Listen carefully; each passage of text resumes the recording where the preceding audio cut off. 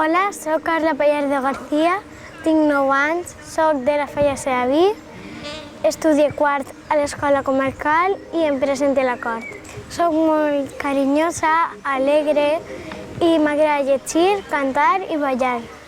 Fora de la Setmana de Falles m'agrada la festa de pitxames i els concursos. I dins de la Setmana de Falles m'agrada la crida i les presentacions.